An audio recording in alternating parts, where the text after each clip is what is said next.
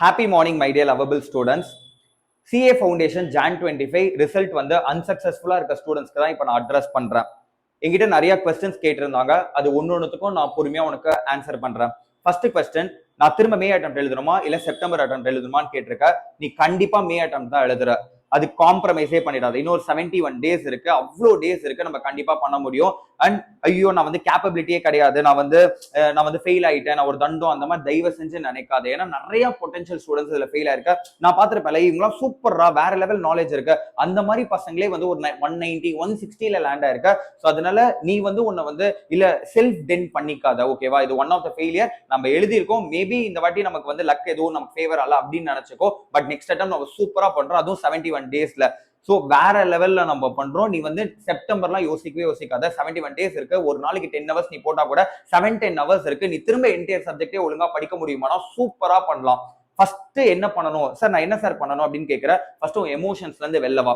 அந்த எமோஷன்ஸ்ல இருந்து எப்படி சார் நான் வெளில வரணும், எனக்கு வந்து ரொம்ப லோவா இருக்கு, என் பேரண்ட்ஸை நான் டிசப்பாயிண்ட் பண்ணிட்டேன் அப்படின்னு நினைக்கிற. எஸ், நான் ஒத்துக்கிறேன், அந்த கில்ட் எல்லாமே ஒரு பக்கம் இருக்கட்டும், டிமோட்டிவேட்டரா இருக்கு, அது எல்லாமே இருக்கட்டும். பட் நீ எவ்வளவு ஃபீல் பண்ணாலும், இப்போ 2 டேஸ் ஃபீல் பண்ணாலும் 20 டேஸ் ஃபீல் பண்ணாலும், எவ்வளோக்கு எவ்வளோ நீ ஃபீல் பண்றியோ அவ்வளோக்கு அவ்வளோ மே அட்டெம்ப்டோட டேஸ் உனக்கு கம்மியா வருது. அதை மைண்ட்ல வச்சுக்கோ. இப்போ இல்ல நான் ஒரு மாசம் ஃபுல்லா ஃபீல் பண்ண போறேன் அப்படின்னா உனக்கு நெக்ஸ்ட் ஒரு 50 டேஸ் மட்டும் தான் உனக்கு மே அட்டெம்ப்ட் ப்ரிப்பேர் பண்றதுக்கு இருக்கும். இல்ல நான் 2-3 டேஸ் நான் ரெக்கவர் ஆயிட்டு படிக்கிறேன்னா உனக்கு இன்னும் அதிகமா இருக்கும். ஸோ நம்ம எமோஷன்ஸ் ஃபீல் பண்ண வேண்டாம்னு சொல்ல, ஒரு 2-3 டேஸ்ல முடிச்சுட்டு நம்ம நெக்ஸ்ட் அட்டெம்ப்ட் சூப்பர் டூப்பரா பண்ணோம். இதை ஒரு வெறியா கன்வெர்ட் பண்ணி மோட்டிவேட்டிங் ஃபேக்டரா கன்வெர்ட் பண்ணி நம்ம மேக் எழுதுறோம். ஓகேவா, இது ஒண்ணு. நெக்ஸ்ட் சார், நான் பேரண்ட்ஸை டிசப்பாயிண்ட் பண்ணிட்டேன், டீச்சர்ஸை டிசப்பாயிண்ட் பண்ணிட்டேன்னு நினைக்கிறேன். It can make over. நம்ம வந்து இப்போ டிசப்பாயிண்ட் பண்ணிட்டோம், ஒரு 3 monthsல நம்ம நல்லா படிச்சு உசுரை கொடுத்து படிச்சு நம்ம கிளியர் பண்ணிட்டோம் அப்படின்னா அந்த டிசப்பாயின்மெண்ட் ஹாப்பியா மாறிடும். ஸோ அதை நம்ம ஒர்க் பண்ணா மட்டும்தான் அதை பண்ண முடியும். எஸ், டிசப்பாயின்மெண்ட்டும் is a consequence God given by God.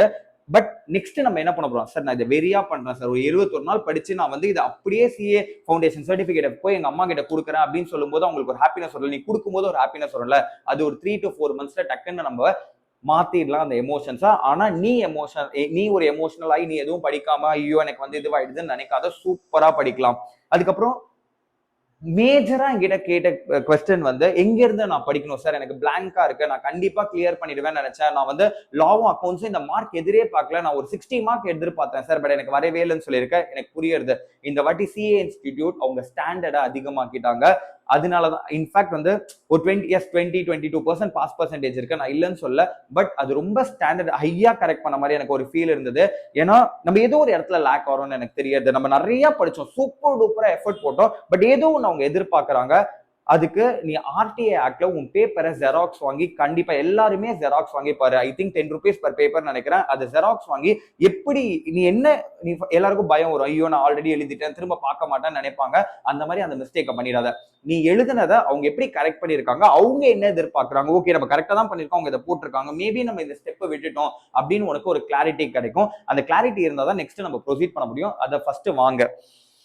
Next sir, நான் கிளாஸ் அட்டன் பண்ணுமா வேண்டாமா அப்படின்னு நிறைய பேர் திரும்ப கிளாஸ் அட்டன் பண்ணுமா இல்ல நான் வீட்டுல உட்காந்து படிக்கணுமா, அந்த மாதிரி நிறைய பேர் கேட்டிருக்கேன். நான் உனக்கு கிளாரிட்டி தரேன். நீ ஆல்ரெடி கிளாஸ் அட்டன் பண்ணும்போது இல்ல சார் நான் ஒழுங்கா அட்டன் பண்ணல, நான் வந்து ப்ராப்பரா கிளாஸ்க்கு போகல, இல்ல நான் வந்து உடம்பு சரியில்லாதனால நான் வந்து ஒரு 1 or 2 months மிஸ் பண்ணிட்டேன், மிஸ் கிளாஸ் நிறைய இருந்தது அப்படின்னு நீ ஃபீல் பண்ணனா நீ திரும்ப கண்டிப்பா கிளாஸ் அட்டன் பண்ணி ஆகணும். இல்ல சார் நான் எல்லாத்தையுமே நல்லா படிச்சுட்டேன், பட் இதுக்கு மேல எனக்கு வந்து நல்லா படிச்சுட்டேன், பட் எங்க லேக் ஆறேனே தெரியல, நான் வந்து கரெக்டா 160 170ல வந்து லேண்ட் ஆயிருக்கேன், இல்ல 150ல வந்து லேண்ட் ஆயிருக்கேன் அப்படின்னா உனக்கு கான்செப்சுவல் கிளாரிட்டி இருக்கு, நீ நல்லா நினைச்ச, உனக்கு தெரியும்ல இருக்குன்னு நினைச்சனா அப்போ நீ டெஸ்ட் சீரிஸ் கண்டிப்பா ரெஜிஸ்டர் பண்ணணும். அதுவும் நேர்ல போய் எழுதுற மாதிரி டெஸ்ட் சீரிஸ். வீட்டுல உட்காந்து ஆன்லைன்ல ஒரு சில டெஸ்ட் சீரிஸ்லாம் நான் பாத்திருக்கேன், நீ எப்ப வேணா எழுதிக்கலாம் கஸ்டமைஸ்டா. நீ படிக்க அவங்களே வந்து ஒரு 10% பேப்பர் போட்டுருவாங்க, எப்ப வேணா நீ படிக்க எழுதலாம். அதை நான் ப்ரிஃபரே பண்ண மாட்டேன். அவங்க சொல்ற டைம்ல நீ நேர்ல போய் எழுதணும். ஏன்னா அதுதான் உனக்கு ப்ரெஷரை கிரியேட் பண்ணும். ஒரு 3 daysல ஒன்ஸ் டெஸ்ட், 1 weekல ஒன்ஸ் டெஸ்ட் இருக்கும், அதை நீ போய் எழுது. அப்பதான் ஒரு அக்கௌண்டபிலிட்டி இருக்கும். அந்த 1 weekக்குள்ள நீ போர்ஷன்ஸை முடிக்கணும் அப்படின்னு இருக்கும். ஸோ அந்த மாதிரி முடிச்சுட்டு போய் எழுது. ரிவ்யூஸ் வாங்க அவங்க கிட்ட இருந்து வாங்கி, அந்த மாதிரி பண்ணா மட்டும்தான் நம்ம கிளியர் பண்ண முடியும். ஸோ சூப்பரா படி, டிமோட்டிவேட் ஆகாத, வெறித்தனமா பண்ண. அண்ட் என்கிட்ட சில பேர் என்கிட்ட வந்து சார் நீங்களும் டெஸ்ட் சீரிஸ் ஆரம்பிங்க, நான் எதுல லேக் ஆறேன்னு தெரியலன்னு சொல்லியிருந்தாங்க. ரொம்ப க்ளோஸான பசங்க, அவங்க வந்து ரொம்ப பொட்டன்ஷியலான பசங்க வேற. ஸோ நான் அவங்களுக்காக ஒரு டெஸ்ட் சீரிஸ் ஆரம்பிக்கிறேன், வேணா நீங்களும் ரெஜிஸ்டர் பண்ணிக்கலாம். அந்த டெஸ்ட் சீரிஸோட ஸ்கெடியூல் வந்து 1 or 2 daysல உங்களுக்கு வந்து டெலிகிராம் குரூப்ல நான் போட்டுருவேன். டெலிகிராம் லிங்க் கீழே போட்டுருக்கேன். அந்த டெஸ்ட் சீரிஸ்ல வந்து உன்னை படிக்க வச்சு பாஸ் பண்றது தான் என் வேலை. இன்ஃபேக்ட் அது ஃபுல்லா டெஸ்ட் சீரிஸ் தான். உனக்கு வந்து ஆல்மோஸ்ட் வந்து 2 மாடல் எக்ஸாம் இருக்கும், பிளஸ் சாப்டர் வைஸா நான் பிரிச்சிருக்கேன். ஒரு சாப்டருக்கும் உனக்கு என்ன சொல்லிடுவேன்னா எப்படி படிக்கணும்னு சொல்லிடுவேன், எந்த புக்ல இருந்து படிக்கணும்னு நான் கிளியரா சொல்லிடுவேன். அண்ட் உனக்கு அசைன்மெண்ட்ஸ் மாதிரி நான் கொடுக்க போறேன். லால தான் நிறைய பேர் எழுத தெரியலன்னு நினைக்கிறேன், மேபி ஹேண்ட் ரைட்டிங் இம்ப்ரூவ் பண்ணுமா அந்த மாதிரி நினைக்கிறேன். ஸோ அதனால நான் அசைன்மெண்ட்ஸ் மாதிரி கொடுக்க போறேன். ஹார்ட்லி ஒரு 700 கொஸ்டின்ஸ் மேல எனக்கு தெரிஞ்சு லா ஃபவுண்டேஷன்ல இருக்காது. நீ வந்து ஒரு நாளைக்கு அவங்களுக்கு 10 கொஸ்டின்ஸ் அசைன்மெண்ட் மாதிரி கொடுத்து அவங்க எழுதி அவங்க பிராக்டிஸ் பண்ணா மட்டும்தான் அவங்களால கிளியர் பண்ண முடியும். நம்ம லாஸ்ட் அட்டெம்ப்ட்க்கு என்ன பண்ணோமோ அதே விஷயத்தை நம்ம திரும்ப பண்ணோம் அப்படின்னா அதே ரிசல்ட் தான் வந்து விழும். அப்ப லாஸ்ட் அட்டெம்ப்ட் பண்ணதை விட நம்ம இன்னொரு எக்ஸ்ட்ரா மைல் போனாதான் நம்மளோட ரிசல்ட்ஸ் எக்ஸ்ட்ராடினரியா வரும். டிமோட்டிவேட் ஆகாத, சூப்பரா பண்ணு. நான் உனக்கு வேற என்ன அப்டேட்ஸ் வந்தாலும் உனக்கு தரேன். அண்ட் இன்னொன்னு, May 25 எழுதுறவங்களுக்கு ஒரு இது, நான் வந்து டெய்லி என்னோட யூடியூப் சேனல்ல டெய்லி ஒரு 2 to 3 மினிட்ஸ் உங்களுக்கு மோட்டிவேட்டிங்காக, இல்ல உங்களுக்கு என்ன பண்ணணும், இல்ல கால் டு ஆக்ஷன் என்ன இருக்கு, இல்ல ஏதாவது ஒரு அப்டேட்ஸ் இருந்ததுன்னா நான் டெய்லி உங்களுக்கு அப்டேட் பண்றேன். ஒரு 70 days ஸ்ட்ராட்டஜிஸ் மாதிரி. ஸோ என்னோட யூடியூப்ல உங்களுக்கு அப்டேட் பண்ணுவேன். உங்களுக்கு அதுல ஏதாவது டவுட்ஸ் இருக்கு, இல்ல நான் ஏதாவது ஸ்பெசிஃபிக்கா உங்களுக்கு அட்ரஸ் பண்ணணும்னா நீங்க அதுல கிளியரா போடுங்க. நான் நெக்ஸ்ட் வீடியோ அதுக்கு ஏற்ற மாதிரி போடுவேன். சூப்பரா படி, வெறித்தனமா படி. ஐ அண்டர்ஸ்டாண்ட் உனக்கு எமோஷன்ஸ் இருக்கு, நான் இல்லைன்னு சொல்ல. பட் அந்த எமோஷன்ஸை நம்ம வெறியா கன்வெர்ட் பண்ணி நெக்ஸ்ட் அட்டெம்ப்ட் அப்படியே கிளியர் பண்ணி உன் டீச்சர்ஸ்க்கும் உன் பேரண்ட்ஸ்க்கும் நீ கிஃப்டா கொடு. சூப்பர் டூப்பரா அவங்க ஹாப்பியா இருப்பாங்க. அண்ட் இது டிலே ஆயிடுச்சுன்னா நினைக்காத. அண்ட் நான் ஃபர்ஸ்ட் அட்டெம்ப்ட்ல கிளியர் பண்ணாதான் எனக்கு சிஏ சர்டிபிகேட் கிடைக்கும் அப்படின்னு நினைக்காத. இல்ல எனக்கு வந்து பெரிய பொசிஷன் போகும் அப்படிலாம் கிடையவே கிடையாது. அப்படின்னா நிறைய சார்ட்டர் அக்கௌண்டன்ட்க்கு அந்த ஆப்பர்ச்சுனிட்டி தான் கிடைச்சிருக்காது. ஃபர்ஸ்ட் என்ட்ரி பாயிண்ட் மட்டும் தான் அது.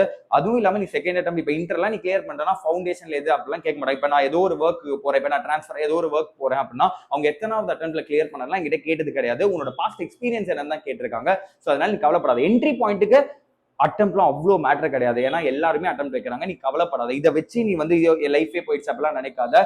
நிறைய அட்டெம்ப்ட் வச்ச சார்ட்டர் அக்கௌண்டன்ட்ஸ் வேற லெவல்ல லைஃப்ல சக்சஸ்ஃபுல்லா இருந்திருக்காங்க. நீயும் அந்த மாதிரி சக்சஸ்ஃபுல்லா இருப்ப. சூப்பர் டூப்பரா படி. உனக்கு வேற ஏதாவது கொஸ்டின் நான் அட்ரஸ் பண்ணணும் ஸ்பெசிஃபிக்கா இருந்தா கூட நீ வந்து கமெண்ட்ல போடு, நான் கண்டிப்பா அதை பண்றேன். Loving you so much. வெறித்தனமா பண்ணு, சூப்பரா பண்ணு. உன் ஃப்ரெண்ட்ஸ் சர்க்கிள ரைட்டா வச்சுக்கோ. ஒரு இந்த சென்ஸ் ஒரு growth மைண்ட் செட் இருக்க பீப்புளா வச்சுக்கோ. அப்புறமா பாத்துக்கலாம்டா, நம்ம செப்டம்பர் எழுதலாம் அந்த மாதிரி சொல்றாங்களா வேண்டாம். நீ சூப்பரா பண்ண. உனக்கு என்ன சப்போர்ட் வேணாலும் நான் பண்ணி தரேன். Thank you so மச்ரா.